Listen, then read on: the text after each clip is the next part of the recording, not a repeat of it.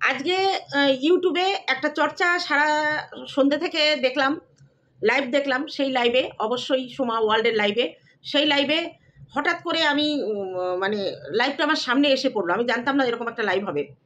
সেখানে গিয়ে দেখলাম বাঘে গরুতে এক ঘাটে জল খাচ্ছে। কারণ ধরিত্রী, সোমা, আমি সবার নাম নিয়েই বলবো, প্যাশন উইথ মানে আমাদের অর্পিতা, তারপরে সীমা আর সঙ্গীতা সমাজসেবী সেখানে লাইভে আছে। তাদের একটাই প্রচেষ্টা যে রিমি প্রীতম এক হয়ে থাকুক। এবং এর আগে আমি যেটা আজকে এই লাইভটা দেখছিলাম, ভালো লাগছিল যে একটা মেয়ে অন্তত তার সংসারে ফিরে গেল, সে হয়তো এবার দিব্য ভালোভাবে থাকবে। হঠাৎ করে এই লাইভ দেখতে দেখতে আমার অন্য একটা মোবাইল খোলার সঙ্গে সঙ্গে আর একটা লাইভ চোখের সামনে চলে এলো। সেখানে দেখি প্রীতম লাইভ করছে। সেখানে প্রীতমের মা এবং রিমি দুজনেই কিন্তু উপস্থিত। আমি আশ্চর্য হয়ে গেলাম। একদিকে রিমিকে ভালো থাকার জন্য প্রচেষ্টা চালাচ্ছে একটা লাইভ, আর অপরদিকে সেই লাইভকে মানে খারাপ বলে এরা লাইভ করছে। বলে যার জন্য করিচুরি সেই বলে চোর। সেটাই হয়েছে এখানে ঘটনা। তাই হ্যালো বন্ধুরা, কেমন আছো? নিশ্চয়ই সকলে ভালো আছো। আমার তরফ থেকে আজকে সবাইকে গুড মর্নিং। যাই হোক, রিমিকে বলতে শুনলাম প্রীতমের লাইভে যে সঙ্গীতা ম্যাডাম থামতে কত নেবে, ওর মাকে জিজ্ঞেস করছে। আমি টাকা দেবো, আমি টাকা দেবো, উনি থামতে, উনি তো ইনকামের জন্য এগুলো করছে, আমি টাকা দেবো। সঙ্গীতা ম্যাডাম কত টাকা চায়? আমি না অবাক হয়ে গেলাম রিমির কথা শুনে। যারা রিমিকে সংসার করানোর জন্য এত কিছু করলো, হঠাৎ করে রিমি আজকে সঙ্গীতার দিকে আঙুল তুললো। তারপরে কি বলছে? তার আগে কিন্তু আমি একটা লাইভে দেখেছিলাম, রিমি নিজে বলছে, সীমাদি সঙ্গীতাদির ফোন নাম্বারটা দাও প্লিজ, ওনাকে আমার দরকার, আমি মরে যাব নইলে, আমি বাঁচতে চাই, আমাকে বাঁচতে দাও। তখন বাবলি ম্যাডামের দিকে আঙুল উঠেছিল যে বাবলি ম্যাডাম এমন একটা সিচুয়েশন তৈরি করেছে যে রিমি আর বাঁচতে পারছে না। বাবলি ম্যাডামের হাত থেকে বাঁচার জন্য সঙ্গীতা ম্যাডামের ফোন নম্বর সীমার কাছে চাইলো অন লাইভে। আজকে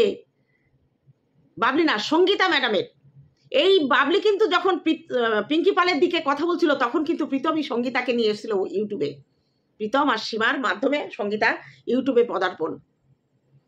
সীমা এতদিন ধরে প্রীতমকে ভালোবেসেছে, তার পক্ষে বলে গেছে অন্ধের মতো। আজকে বলবো, আমি অনেক দিন আমি সীমাকে বলেছি ছেলেটাকে আমার ভালো লাগে না। কারণ একটা ওই বয়সের ছেলে এই বয়সের দুটো মেয়েকে আঙুলে নাচাচ্ছে, একবার রিমি একবার দিশানি। সীমার লাইভে যখন সঙ্গীতা উঠে কথা বলছিল, তখন আমি ফোন কল করে সঙ্গীতাকে বলেছিলাম যে আজকে রিমি দিশানি এদের মাঝখানে প্রীতম, অ্যাকচুয়ালি কালপ্রিট হচ্ছে প্রীতম। তা অ্যাকচুয়ালি ওরা তিনজনে যে কে ভালো কে মন্দ বিচার করা যায় না। সবার প্রথমে আমি রিমিকে কয়েকটা কথা বলবো। রিমি নিজেই জানে না যে রিমি কিসে সুখী থাকবে, তবে রিমি পাগলের মতো প্রীতমকে ভালোবাসে। এটা বোঝা যায় যে প্রীতমের জন্য দুনিয়া সবকিছু ছাড়বে। আজকে রিমি যখন শ্বশুরবাড়ি থাকে, তখন কিন্তু রিমি শ্বশুরবাড়ির বাপের বাড়ির নিন্দা করে, আর যখন রিমি বাপের বাড়ি থাকে তখন সে শ্বশুরবাড়ির নিন্দা করে। অ্যাকচুয়ালি না, মেয়েদের শিক্ষাটা ছোটবেলা থেকে হয়। এখানে কিন্তু আমি তপন পালকে নিয়েও কয়েকটা কথা বলবো। ছোটবেলায় তপন পাল রিমিকে নিয়েই কিন্তু পিঙ্কিকে বিয়ে করেছিল। একটা আনম্যারিড ছেলে কত বড় বলিদান দিয়েছিল পিঙ্কিকে বিয়ে করার। সেদিন তপনের লাইভে দেখলাম তার আগে পর্যন্ত তপন পালকে সবাই খারাপ বলেছে। আমিও ভাবতাম তপন পাল অ্যাকচুয়ালি লোকটা ভালো না, কিন্তু ওই লাইভটা দেখে আমি ভাবলাম যে তপন পাল কত যন্ত্রণা বুকে নিয়ে কিন্তু সংসারটা করছে। কিছু করার নেই, তার ভুল করেছে জীবনে। সেদিন লাইভে তপন পাল যে কথাগুলো বলেছে, প্রত্যেকটা কথা সত্যি কথা আমার মনে হয়েছে। আমি এখানে কাউকে সাপোর্ট করবো না, আমার যেটা মনে হয়, আমি যেটা ফিল করছি সেটা বলছি। ওদের নিয়ে আমি কোনোদিন ভিডিও করি না, কিন্তু আজকে এই কয়েকদিন ধরে আমার যেটা মনে হয়েছে আমি আমার ভিডিওর মাধ্যমে বলছি। তপন পাল বলেছে যে আমি কতটা স্যাক্রিফাইস করেছি আমার জীবনটাকে নিয়ে, সেটা আমি প্রমাণ 100 বার। তপন, তুমি পিঙ্কিকে ভালোবেসেছ, পিঙ্কিকে অত্যাচারের হাত থেকে বাঁচিয়ে নিজের স্বীকৃতি দিয়েছ। তুমি কিন্তু বিয়ে না করে এমনি থাকতে পারতে, পিঙ্কির ভরণ পোষণ সব কিছু দিয়ে তুমি তাকে অন্যভাবে রাখতে পারতে, কিন্তু না, তুমি সেটা করনি। তুমি সমাজে স্বীকৃতি দিয়েছ ওদের জীবনে বিয়ে করনি, এবং তোমার ঔরাসযত কোনো সন্তান আসবে না দুনিয়ায় জেনে কিন্তু তুমি পিঙ্কিকে বিয়ে করেছো।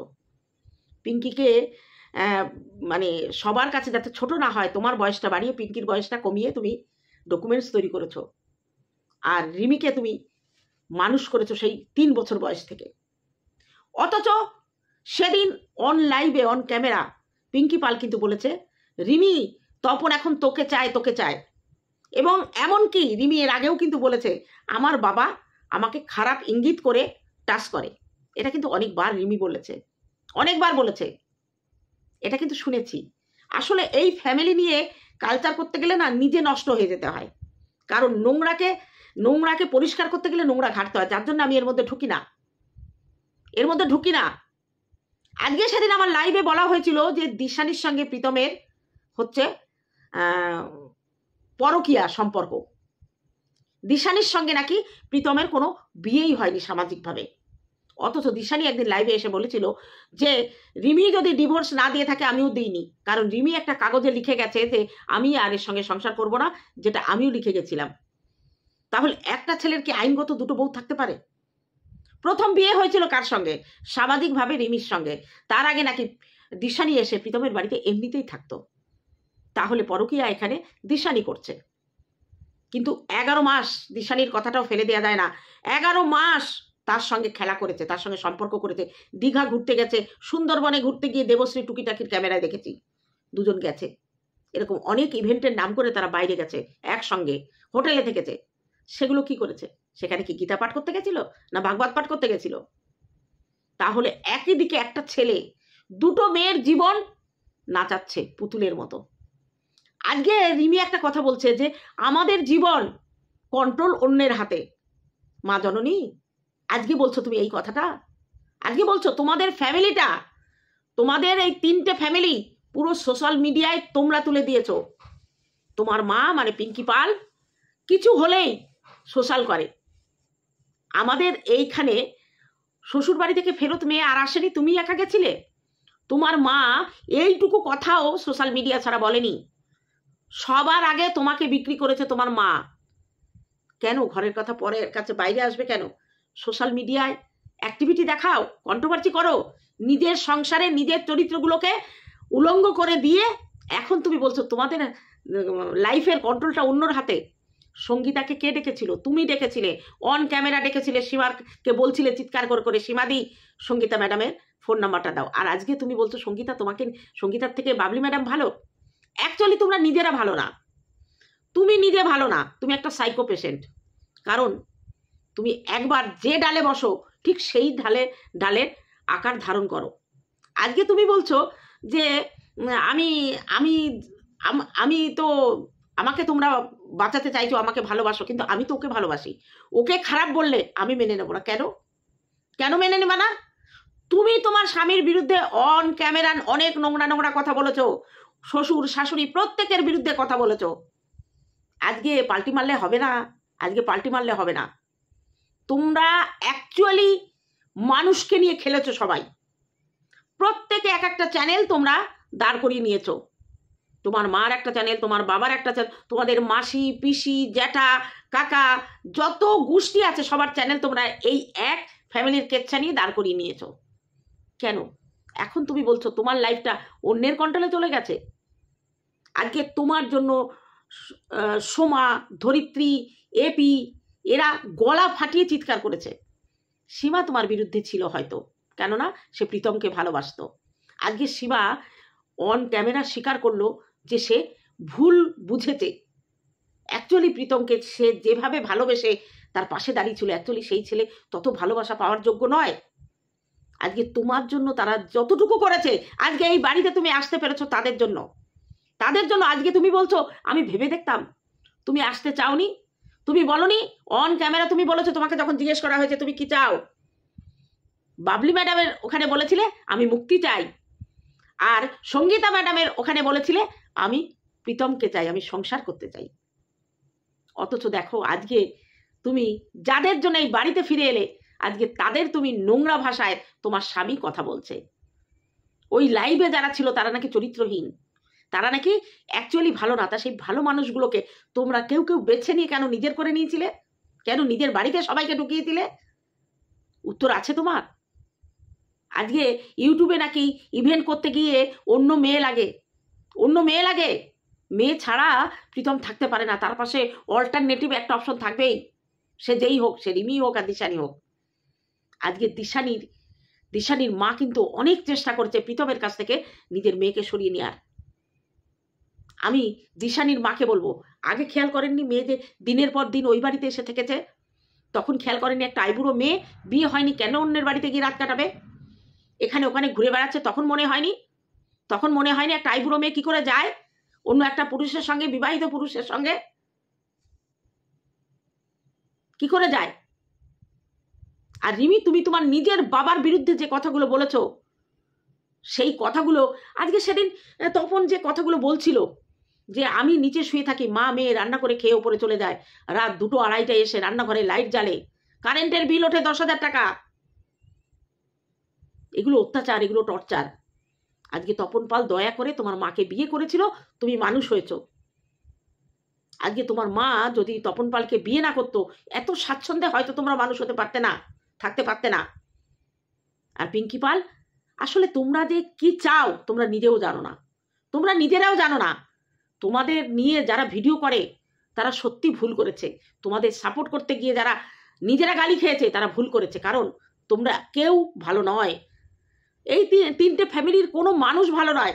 এরা চায় শুধু চ্যানেলের স্বার্থ, ভিউজ, ইনকাম, এইগুলোই তোমরা চাও। কন্ট্রোভার্সি সংসারের হাটে বাজারে নিজেদের নিলাম করে দিয়ে আজকে বলছো যে আমাদের ফ্যামিলি, আমাদের কি হবে। আজকে তুমি বলছো যে তোমার স্বামী স্ত্রীর সম্পর্কটা নিয়ে অনলাইনে কথা উঠেছে। কেন কথা উঠেছে? তোমাদের কোনো কিছু, তোমাদের বিছানার খবর অবধি ক্যামেরায় এর আগে উঠেছে, তোমরা নিজেরা তুলেছ।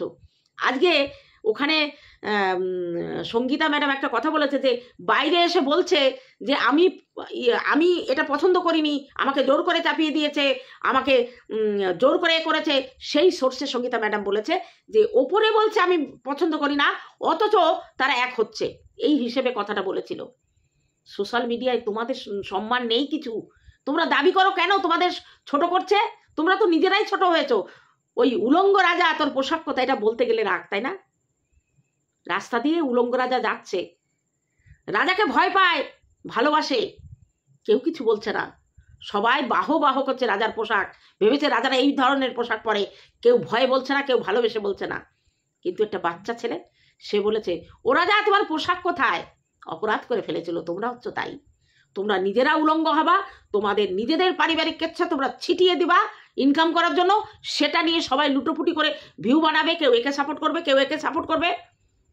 Public confuse. অ্যাকচুয়ালি তোমরা কেউ ভালো না। এই পাল ফ্যামিলি, দেবনাথ ফ্যামিলি, এরা কেউ ভালো না। আজকে দেবনাথ ফ্যামিলির প্রীতমের মা খুব ভালো মানুষের মুখোশ পরে থাকে, যেমন পিঙ্কি পাল খারাপ, সোশ্যাল মিডিয়া ছাড়া কিচ্ছু জানে না, তেমনি দেবনাথ ফ্যামিলি খারাপ। এরা কেউ ভালো না। আজকে একটা মানে নাবালক ছেলে দুটো বিয়ে করে নিল, এবং সে কি দুটোকে নিয়েই থাকবে? একজন তার কাছ থেকে চলে গেলে অল্টারনেটিভ আরেকজন চলে আসবে। সে দিব্যি থাকছে, খাচ্ছে, ঘুরছে, শুচ্ছে, বেড়াতে যাচ্ছে। কি সুন্দর ব্যবস্থা সোশ্যাল মিডিয়ায়। কি দেখাচ্ছ তোমরা, কি দেখাচ্ছ? আজকে এ একদিন এর পক্ষে কথা বলছে, ও একদিন এর পক্ষে কথা বলছে, পাবলিক কনফিউজ হয়ে যাচ্ছে। আজকে যখন তুমি ঢোকনি প্রীতমদের বাড়িতে, তখন অবধি এই লোকগুলো তোমার কাছে ভালো ছিল রিমি। আজকে যাদের লাইভে যা তোমাকে নিয়ে কথা বলছে, তুমি যাদের গালাগালি দিচ্ছ, তোমার মতো বেইমান 2টো নেই দুনিয়ায়।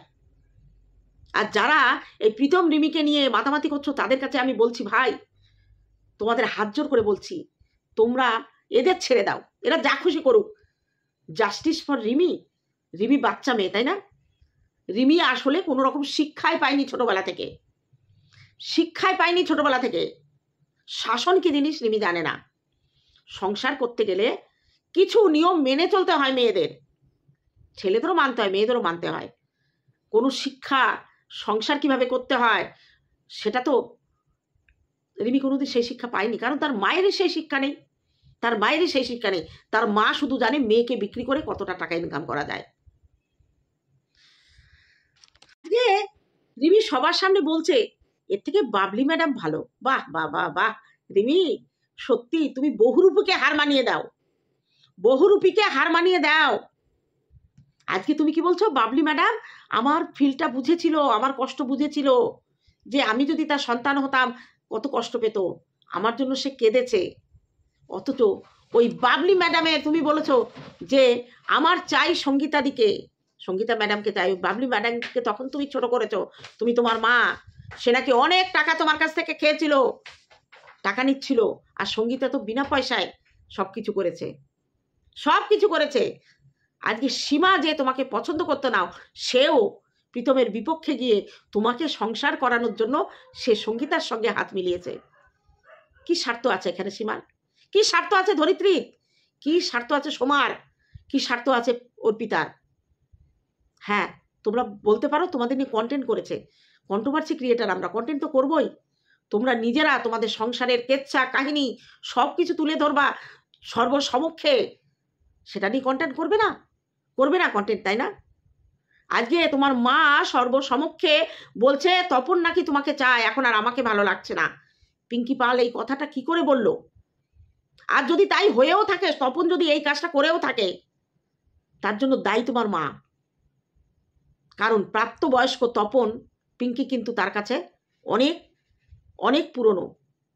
আর এটাই স্বাভাবিক হয়, কন্যা সন্তানকে নিয়ে যদি দ্বিতীয়বার কোনো অল্প বয়সী ছেলের সঙ্গে বিয়ে করা হয় না, সেই মেয়ে বড় হয়ে ওই বাবা তার দিকে খারাপ নজরেই তাকায়। এটা আজ নয়, এটা যুগ যুগান্তর ধরে হয়ে আসছে।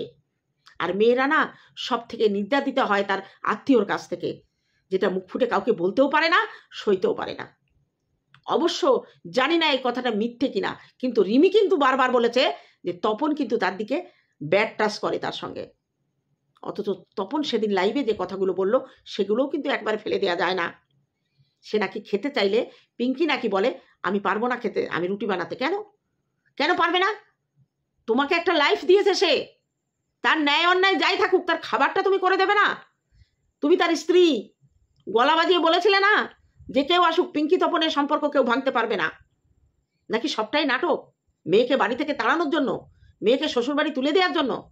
আর আজকে মেয়ে যখন তোমাকে ফোন করে বলছে যে সঙ্গীতা ম্যাডাম কত টাকা চাই দেখো, আমি বলছি অমনি তুমি মেয়ের পক্ষে সায় দিয়ে দিলে। অথচ ওই সঙ্গীতা কিন্তু প্রীতমের হয়েছিল, প্রীতমের জন্যই কিন্তু ইউটিউবে এসেছে। আরে ভাই, সব থেকে বড় কথা, এই সমাজসেবী দরকার নেই ইউটিউবে। তারা নাকি মানুষ চিনতেই পারে না, তারা নাকি ভুল চেনে। আমি সঙ্গীতা আমার ছোট, আমার বোনের মতো। আমি যখন ফোন করে বললাম যে তুমি কি করছো এখানে, তো কালপিট ছেলেটা দুটো মেয়েকে নাচাচ্ছে, তখন তুমি কি বলেছিলে? না, দিশানি পরকিয়া করছে, দিশানির সঙ্গে কোনো বিয়ে হয়নি। তাহলে কেন আজকে দিশানি বলছে 11 মাস আমার সঙ্গে সম্পর্ক করেছে? সেই সম্পর্কটা শুধু তো বন্দিত্বের নয়, সেটা অনেক দূর পর্যন্ত গড়িয়েছে। যখন বাইরে গিয়ে হোটেলে থাকে তখন সেই সম্পর্ক স্বামী স্ত্রীর সম্পর্কই হয়ে গেছে। তাহলে একজনকে বিয়ে করলো, আর একজন পাশে কি সেই জমিদার নাকি? ওই বেটা কি জমিদার যে ঘরালি বাহারালি দুজনকেই থাকবে? এখনো পর্যন্ত, আজকে পর্যন্ত ওরা বলছে আমরা 3 জন ডিসাইড করব আমরা কে কিভাবে থাকবো। তার মানে রিমি না সত্যি কাঁচা মাথার খেলাড়ি। ওই বাড়িতে যখন পা দিয়েছে, ওই ছেলে এখন নিজের মতো করে তৈরি করে নেবে, বাইরের সবাইকে শত্রু বানিয়ে দেবে ওর কাছে। হ্যাঁ, এটাই বলবে যে আমরা 3 জন মিলেমিশে থাকবো। তার মানে ওই ছেলেটা দুটো মেয়েকে সমানভাবে সম্পর্ক রেখে যাবে, আর ওর বাড়ির অভিভাবকরাও সেটাই সায় দেবে। আজকে আমার ছেলে বাইরের একটা মেয়ে নিয়ে এসে বাড়িতে রাখবে, তার সঙ্গে বৈবাহিক কোনো সম্পর্ক নেই, আমি গার্জেন হিসাবে সেটা মেনে নেব সেটা? এটা কি সমাজ ভালো চোখে দেখে? অথচ তাদের পক্ষে বিপক্ষে সব জায়গায় ভিডিও হচ্ছে। সব থেকে বড় কথা, এখন আমাদের উচিত এই 3টে ফ্যামিলিকে বয়কট করা উচিত। না এদের পক্ষে কেউ ভিডিও বানায়, না এদের বিপক্ষে কেউ ভিডিও বানায়। দেখো সব ভিউ চরচর করে নেমে যাবে। ওদের তোমরা প্রমাণ করো। আজকে যারা দুটো পক্ষ নিয়ে ভিডিও করছো, আমি ওদের নিয়ে ভিডিও করি না। এই প্রথম, এর আগে দুটো করেছি আর আজকে করলাম, কারণ আজকে করার অনেকগুলো যুক্তি আছে। আমি দুটো লাইভই দেখলাম, সেই লাইভ দেখে না আমার হাসি পাচ্ছে যে যার জন্য করি চুরি সেই বলে চোর। আজকে সবার উচিত হাত গুটিয়ে বসে থাকে, এমনকি সঙ্গীতা ম্যাডামেরও। চুপচাপ বসে থেকে শুধু মজা দেখো, মজা দেখতে থাকো, কেউ কারোর পক্ষে বিপক্ষে ভিডিও করো না, এমনিতেই ওদের চ্যানেলের ধস নামবে। এটা যদি তোমরা পারো তাহলে সঠিক সিদ্ধান্ত নেব। ওই ছেলেটাকে টাইপ করতে রাস্তায় নামা লাগবে না, ওকে তোমরা ওদের নিয়ে ভিডিও বানানো বন্ধ করে দাও। সবাই সব কন্ট্রোভার্সি ক্রিয়েটার যদি একে ছুঁড়ে ফেলে দেয় এদের, তাহলে এদের শিক্ষা হবে, তাছাড়া অন্য কিছু তো নয়। তো চলো আজকে আমার আর এই যে ভিডিওটা বললো, আমি কিন্তু কারোর পক্ষ হয়ে বললাম না, আমার মনে যেটা চেয়েছে আমি সেটাই বললাম। তা চলো, সবার নাম নিয়ে বললাম, আশা করি কেউ স্ট্রাইক দেবে না, আর যদি এতে স্ট্রাইক খেতে হয় দেখা যাক কি হয়। চলো আজকে এইটুকু থাকলো, এদের নিয়ে ভিডিও ভবিষ্যতে বানানোর কথা চিন্তা ভাবনা করব, ইচ্ছা নেই, প্রয়োজন হলে আসবো। তা চলো, সবাই ভালো থেকো, সবাই সুস্থ থেকো, আর আজকের মতো ভিডিওটি এখানে রাখছি। দেখা হবে অন্য কোনো ভিডিওতে, ততক্ষণে তোমরা সাবধানে থাকো। আর আমার ভিউয়ার্সদের কাছে আমার একটাই প্রশ্ন, আজকের ভিডিওতে তোমরা মতামত দেবে যে আমি যে কথাগুলো বলেছি সেগুলো সঠিক নাকি তার মধ্যে ভুল থাকলে ধরিয়ে দেবে। টাটা আমার ভিউয়ার্সদের জন্য।